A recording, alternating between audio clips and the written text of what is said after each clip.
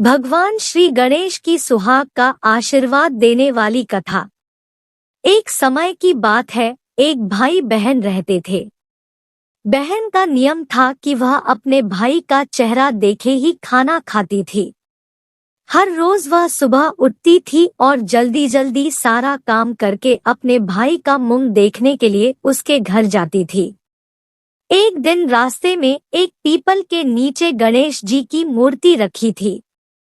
उसने भगवान के सामने हाथ जोड़कर कहा कि मेरे जैसा अमर सुहाग और मेरे जैसा अमर पीहर सबको दीजिए। यह कहकर वह आगे बढ़ जाती थी।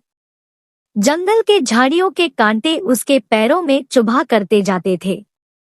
एक दिन भाई के घर पहुंची और भाई का मुंह देखकर बैठ गई तो भाभी ने पूछा, पैरों में क्या हो गया है?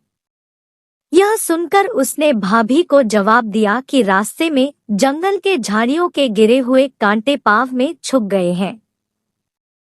जब वह वापस अपने घर आ जाए तब भाभी ने अपने पति से कहा कि रास्ते को साफ करवा दो, आपकी बहन के पाँव में बहुत सारे कांटा चुभ गए हैं।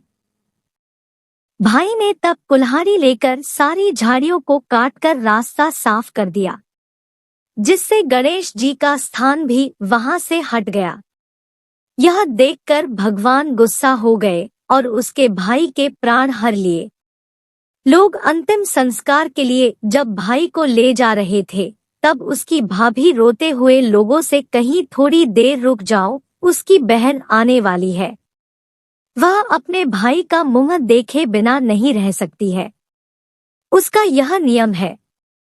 तब लोगों ने कहा, आज तो देख लेगी पर कल कैसे देखेगी। रोज दिन की तरह बहन अपने भाई का मुंह देखने के लिए जंगल में निकली। तब जंगल में उसने देखा कि सारा रास्ता साफ किया हुआ है। जब वह आगे बढ़ी तो उसने देखा कि सिद्धिविनायक को भी वहां से हट दिया गया है। तब उसने जाने से पहले गणेश जी को एक अच्छे स्थान पर रखकर उन्हें स्थान दिया और हाथ जोड़कर बोली, भगवान मेरे जैसा अमर सुहाग और मेरे जैसा अमर पीहर सबको देना, और फिर बोलकर आगे निकल गई। भगवान सोचने लगे, अगर इसकी नहीं सुनी तो हमें कौन मानेगा, हमें कौन पूजेगा। तब सिद्धिविनायक ने उसे आवाज दी, बेटी इस खेजड़ी की 7 पत्तियां लेकर जा और उसे कच्चे दूध में घोलकर भाई के ऊपर छींटा मार देना, वह उठकर बैठ जाएगा। यह सुनकर जब बहन पीछे मुड़ी तो वहां कोई नहीं था। फिर वह यह सोचने लगी कि ठीक है, जैसा सुना वैसा कर लेती हूँ। फिर वह 7 खेजड़ी की पत्तियां लेकर अपने भाई के घर पहुंची।